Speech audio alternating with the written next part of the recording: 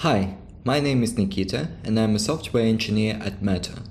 In this tutorial, we will use the iOS mDoc Holder SDK to build an application that can claim an mDoc issued via OpenID for VCI workflow. Let's take a look at how the user experiences the flow that we're about to build. First, the user launches the application and scans a QR code received from an issuer.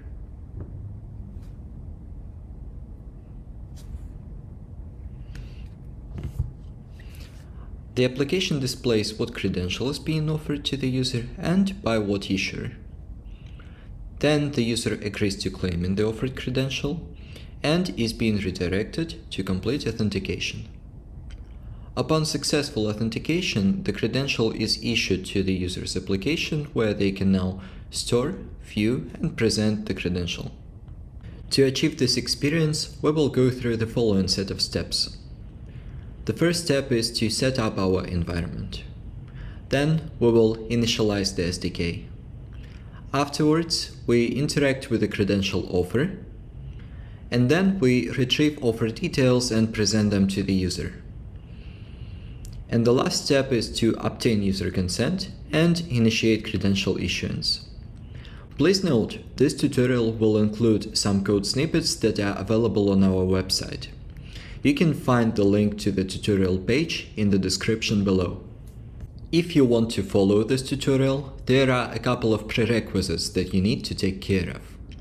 First, you need to have mobile credential holder framework, and if you don't have one, there is a link in the description where you can sign up for a free trial. Secondly, you need to have some experience with iOS development and Swift. You will also need to have the latest Xcode and an iOS device with iOS 15 or above that supports biometric authentication and can connect to the internet. The issuance workflow described in this tutorial is based on the OID for VCI specification. If you are unfamiliar with this specification, please refer to our documentation for more information. Now, let's build the app.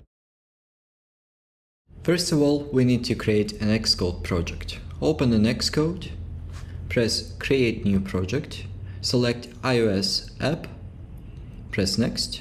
We will call our project Wallet. We will select Swift UI as a user interface, and we will not do any testing. Press Next, press Create, and there we go. Now we have an Xcode project. Now we need to locate our mobile credential holder framework, drag and drop it to the project, and make sure that we have embedded and signed the framework.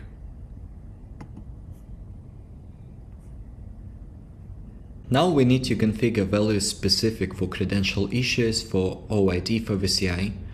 We have pre-configured an issuer for this tutorial, and your job is to make sure that the values of your app match the ones that we provided in this step. First, you need to create a new file named constants, and inside that file, let's create a constants enum. This enum will have the following values. First one is redirect URI. This is the path that SDK will redirect to once the user completes authentication with the issuer. In production, we recommend you to use the same naming convention as above. However, this can be any path as long as it is handled by your application and is registered with the issuer against the corresponding client ID. The second one is client ID. This is the identifier that is used by the issuer to recognize the wallet application. This is only used internally in interaction between the wallet and the issuer and can be any string as long as it is registered with the issuer as a trusted wallet application. Now we need to add biometric permissions. The SDK will perform a biometric check before receiving a credential from the issuer. To enable Face ID, let's add Face ID usage description in our info list file. Open Info tab and add the privacy Face ID usage description. To focus on SDK capabilities and not spend time on UI and navigation, we created a base template for our content view file. Copy it from MATTR website and replace the contents of content view with it. You may notice a lot of comments in this code. This is because the snippet will be reused in the future tutorials, and in this video we will use the comments that have claim credential prefix. Let's initialize our SDK. So first of all, let's import our SDK and import mobile credential holder SDK. And now let's create a variable that holds instance of mobile credential holder, the entry point of our SDK. Now on the initialize of view model, let's also initialize our SDK to make SDK's methods available to the application. We will go init, mobile credential holder. We are going to use the shared instance of mobile credential holder, and we will put it in the do catch block, because initialize is a throw-in method. We will set our user auth on initialize as false, because we don't want to perform any Face ID as soon as the app launches. The authentication will only be mandatory when claiming a credential later on. Once the SDK is initialized, the next capacity would be to interact with the credential offer. The credential offer can be either a deep link or a QR code, and in our case we will interact with a QR code. Since we will be interacting with the QR code, we need to make camera available to our app. To achieve this, let's add camera usage description in our info.plist file.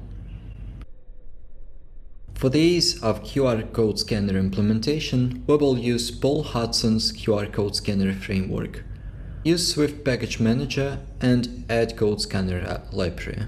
Go right-click, add package dependency, and paste the link that you can find in MATTR. Then press add package,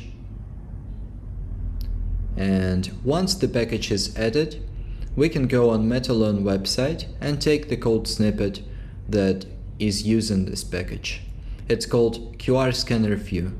This will be the view that we are going to use to scan a QR code and do something with the string later on. Now we created the code scanner view and we need to make use of it. So first let's return to our content view. Then we need to find the code scanner view and replace the empty view with the view which we just have created, code scanner view. Initializer takes completion, so this is something that will happen once the view was scanned. We will name the variable in the closure as discovered credential offer. And once we have discovered credential offer, we will call the method of view model called discover credential offer. Let's fix the typos and go to discover credential offer, and notice that it had not been implemented yet. This will be our job to implement this next. We have added the capacity to process the QR code and turn it into string. The next step is to display the credential offer details, such as who is issuing a credential, what credentials are being offered, and what claims do they include. To add this capacity, let's first, in our view model, add a new variable that will hold credential offer details. Afterwards, let's call mobile credential holder SDK's discover credential offer method and assign the return value of this function to our new variable discover credential offer. This is a async method, so we are going to put it in a task, and we will also put try await, and because we are using try, we will wrap it into the do catch block. And in the catch part we will just print error. Let's build to make sure everything's fine. After we converted the QR code string into discovered credential offer, we need to present this offer to our user. To do this, first we need to show the discovered credential offer view. For that, we're going to go into navigation path and add the navigation state, which is the credential offer navigation state. Currently, the credential offer view is an empty view. We need to replace an empty view with the code snippet that you can find on the website. This code snippet will show in a user-friendly manner what claims, what doc type, and who offered the credential. After you pasted the snippet, let's run the app and inspect the credential offer. After we scanned our QR code, we use issuer value from discovered credential offer in the subtitle of the view, and then we take all offered credentials from discovered credential offer, in this example there is only one, and display their name, Moncrief driver license, doc type, 18013 Part 5 compliant driver's license, and number of claims, in this case it's 25. As you can see, credential offer view, when you press the Retrieve Credentials button, doesn't do anything. Let's fix this. Let's go to our view model, Retrieve Credentials method, and write some code that will add the functionality. First of all, when we retrieve a credential, we want to show it to our users. That's why we're going to create a new variable, which will be called Retrieved Credentials. Retrieved credentials will be storing an array of mobile credential. The next step is to call the Retrieve Credentials functionality that is available in our SDK. We're going to create a task because the method is async. And the method is also thrown, so we will do the doCatch block, and in the catch we will just print error. We don't do any error handling in this tutorial. The next step would be to retrieve a credential, and the return value would be retrieve credentials result. So we go try await, mobile credential holder, retrieve credentials. Retrieve credentials takes 4 parameters. The first one is the credential offer. It's the credential offer which we just have discovered. We will force unwrap this value because the view will only be presented when the credential offer is discovered. For the client ID, we're using the one which we have added in our constants during initial project setup. And redirect URI would be also from constants. Auto-trust mobile credential IACA is the parameter which defines whether we're going to save an IACA that belongs to the credential which we're about to retrieve, or if we need to have it in the storage already.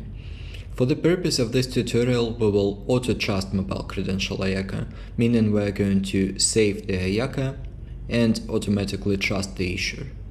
After we got the retrieve credentials results, we are going to be using IDs of retrieve credentials to get them from the storage. This is because retrieve credential function automatically saves a credential in the storage, but if we want to present it, we need to call getCredential method. We are going to use the task because getCredential is also a sync method. First, we create a variable credentials, which will be of type mobile credential, and it will be an empty array. Next, we're going to iterate over retrieve credentials result, and we're going to look for credential IDs. So if result contains a credential ID, we're going to call getCredential of the mobile credential holder to have a credential in its presented form. After we finished iterating over retrieve credentials result, and after we got the credentials from our mobile credential holder storage, we're going to assign the values that we have received to our variable which we recently created, the retrieved credentials variable. Then we are going to navigate to retrieve credentials.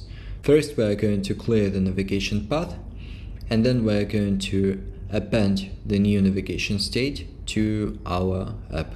Currently, retrieve credentials view is an empty view, so the next task is to create a view to display a credential. Once we assign the value to retrieve credentials, we can present the credentials that we retrieved to our user. For this, we need to create a new file and call it a document view. Please use the snippet provided on the website. Let's inspect the file. In this file, you can see the document view, and it has some basic layout and styling of elements. And the view model has 3 initializers. They all extract values that we display from our different structures. In our case, we are interested in mobile credential. You may also notice an extension for mobile credential element value. This extension helps us to take a claim value and represent it as text. In your app, you may also want to handle image elements or other data elements differently. For the tutorial, we will keep it simple and display our values as text. After we created the document view, let's use it in our content view. In our retrieve credentials view, currently we are displaying an empty view. Let's fix this. Because we have an array of retrieve credentials, first thing we need to do is to create a scroll view and put a vStack as well. In the vStack, we are going to have a title, and the title would be retrieved credentials. Afterwards, we are going to use for each, and for every retrieved credential in a view module, we are going to display a document view.